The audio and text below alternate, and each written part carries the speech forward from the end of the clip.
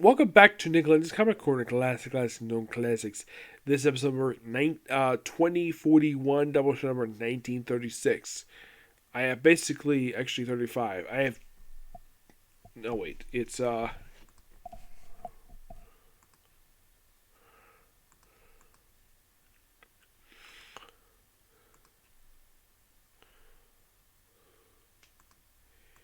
is, it's 2041, Doubleshot 1945. Now this one, I got two Geoff John trades.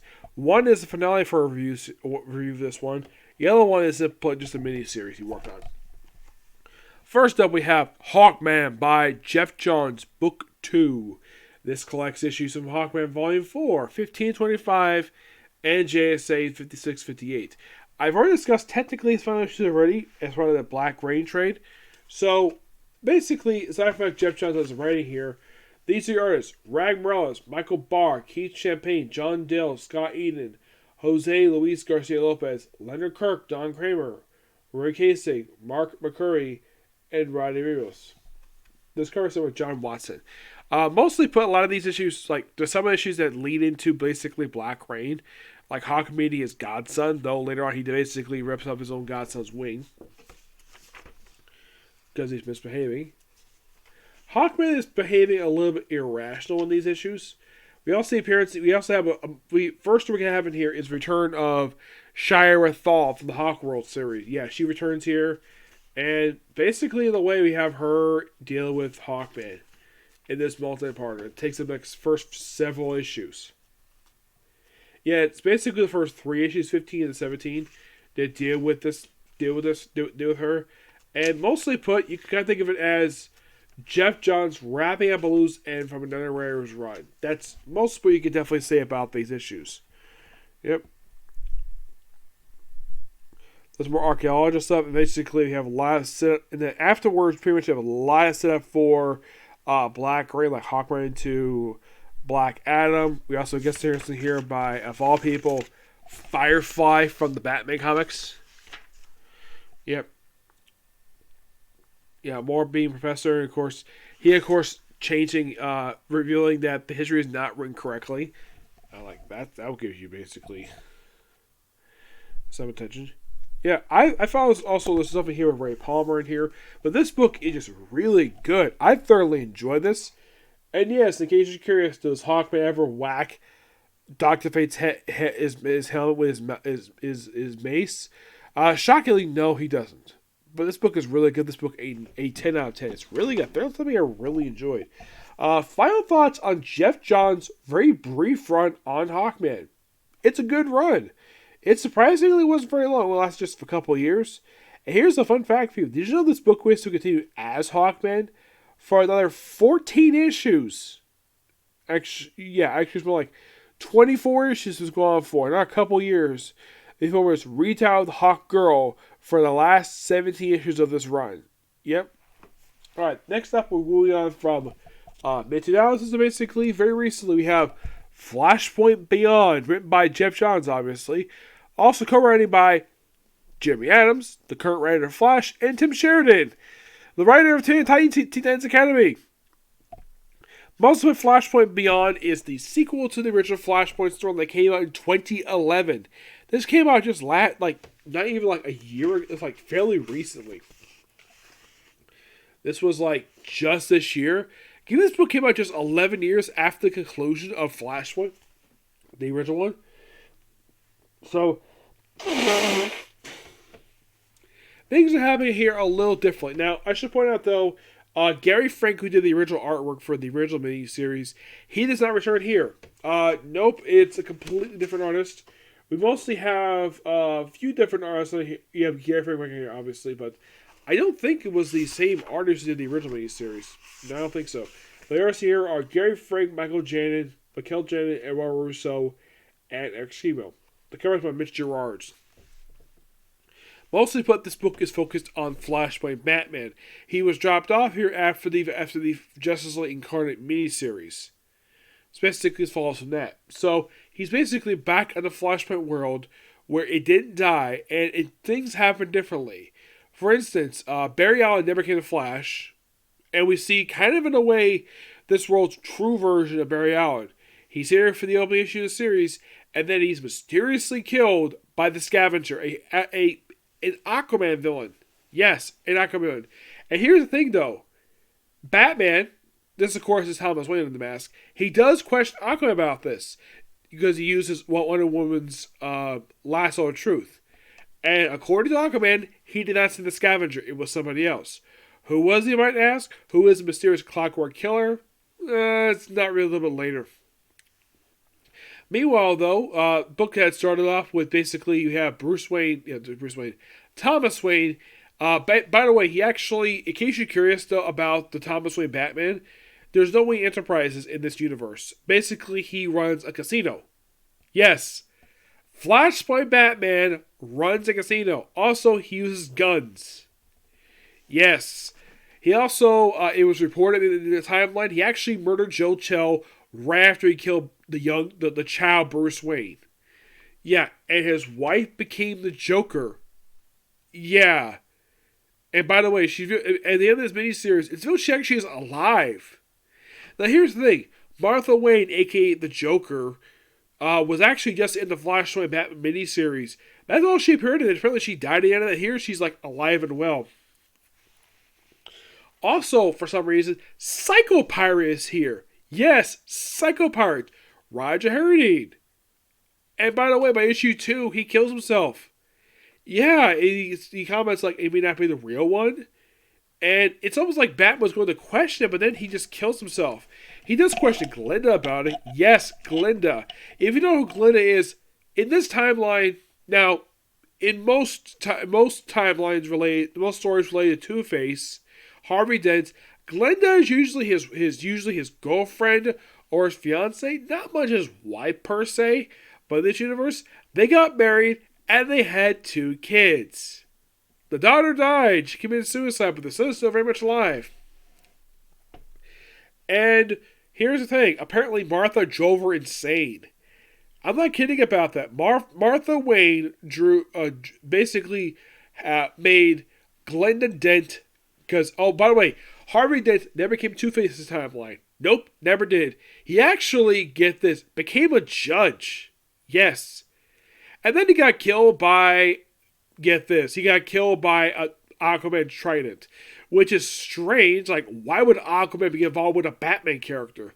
Because of Flashpoint universe. What do you expect? Also, apparently, it's really the universe that in this version of Flashpoint, the heroes failed in London. They failed. They didn't stop the war between the Amazons and the Atlanteans.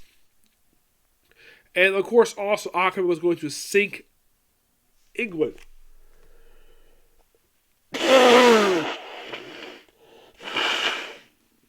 Also in here, now in case you're curious though, where is Cyborg, who is like basically took the place of Superman this timeline?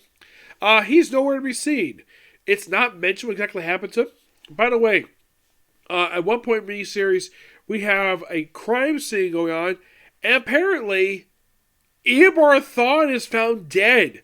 Who killed him, you might ask? All it says was tick-tock.